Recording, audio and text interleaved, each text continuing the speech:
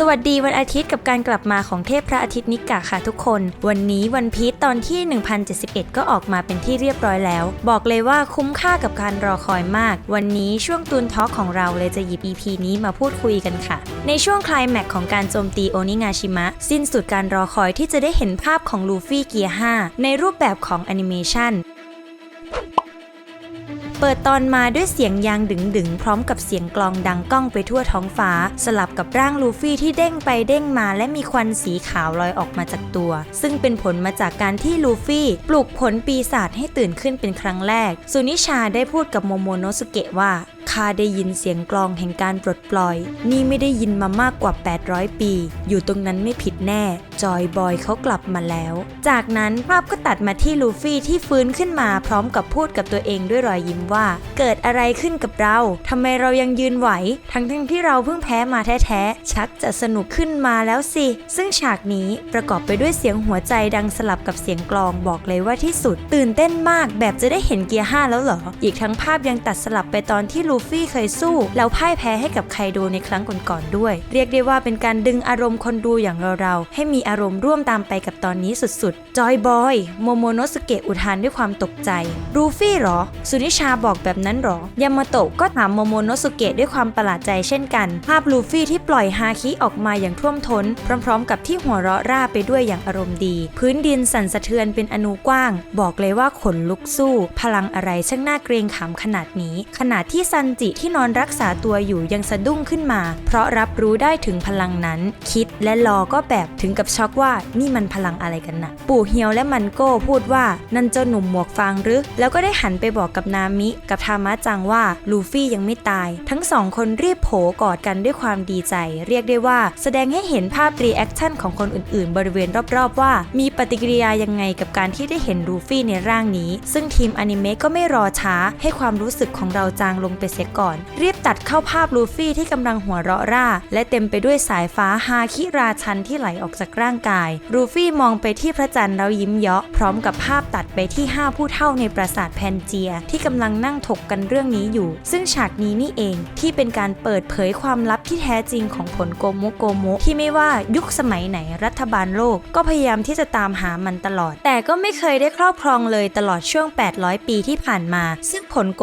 โมนี้แท้จริงแล้วคือผลฮิโตะสายโซออนประเภทสัตว์มายาโมเดลนิกะร่างผู้ใช้จะมีคุณสมบัติเป็นยางต่อสู้ตามจินตนาการทำให้ผู้คนมีรอยยิ้มในทุกๆที่ที่เขาไปนักรบผู้ปลดปล่อยหรือเรียกอีกชื่อหนึ่งว่านิกะเทพพระอาทิตย์ในตำนานซึ่งการตื่นขึ้นของพลังนี้5ผู้เฒ่าได้อธิบายไว้ว่ามันเป็นพลังที่บ้าบอที่สุดในโลกช่วงครึ่งหลังของตอนเราจะได้เห็นถึงการตื่นขึ้นของพลังนี้ว่าเป็นตัวระเบิดความแข็งแกร่งมหาศาลของร่างกายที่เป็นยางและฮาคิราชันขั้นสูงจนพวกลูกน้องของไคโดด้านล่างล้มกันไปเป็นแถวทุกคนต่างสงสัยกันว่าเป็นฮาคิราชันของใครและมาจากไหนเมื่อไคโดมองขึ้นไปเขาก็สงสัยว่าอะไรอยู่ด้านบนทำไมพลังบ้าบอขนาดนี้เมื่อเพ่งมองดูดีๆก็พบลูฟี่ที่กำลังเป่าลมเข้านิ้วให้พองขึ้นไม่ทันได้ตั้งตัวอาคารก็ถล่มลงมาปรากฏเป็นภาพมือของลูฟี่ที่ยื่นเข้ามาแล้วกำร่างของไคโดไว้แน่น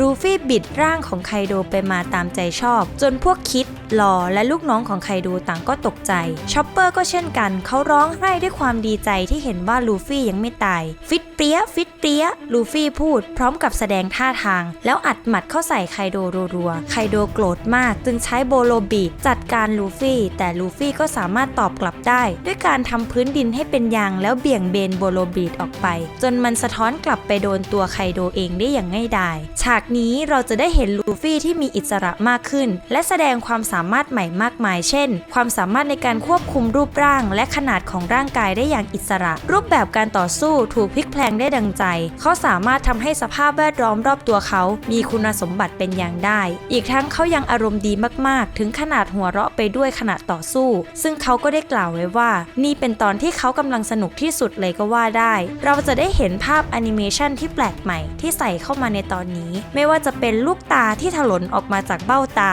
หัวไคโดที่ โนจนปูดฉากที่ไคโดโดนโบโลบลีดตัวเองเผาที่เหมือนการ์ตูนยุค 90 เอฟเฟกต์หัวหมุนเสียงเอฟเฟกต์ก๊อกแก๊กเหมือนเรากำลังดูพวกการ์ตูนทอมแอนด์เจอรี่หรือลูนี่ตูนโชว์ยังไงอย่างนั้นก็ถือว่าเป็นสไตล์ภาพที่สดใหม่ที่ทีมอนิเมะหยิบมาใช้อธิบายให้เราเห็นภาพชัดๆว่าตอนนี้รอบๆนี้ทั้งหมดคือยางนะเลยก็ว่าได้แล้วภาพก็ตัดมาที่ลูฟี่กำลังหัวเราะอย่างสนุกสนานเหมือนได้ปลดปล่อยทุกๆอย่างและกำลังสนุกกับการต่อสู้นี้สุดๆในอนิเมะฉากนี้จะโชว์ให้เราเห็นว่านี่แหละคือลูฟี่เกียร์ 5ซึ่งภาพสวยมากๆเสียงลูฟี่ตัวหัวเราะก็คือที่สุดไคโดขอโทษลูฟี่ที่ตอนนั้นพวก CP0 มาขวางการต่อสู้ไว้เขาก็คิดเหมือนกันว่านั่นยังไม่ใช่ชัยชนะที่แท้จริงของเขาลูฟี่จึงเด้งตัวกลับขึ้นมาแล้วตอบกลับไปว่าไม่ต้องคิดมากมาตัดสินกันดีกว่าแล้วภาพก็ย้อนกลับไปตอนที่เขาเคยสู้กับไคโดว่าเขาผ่านอะไรมาบ้างกว่าจะมาถึงตอนนี้ได้ซึ่งก่อนจะจบเราก็จะได้เห็นภาพลูฟี่ร่างนิกะแบบ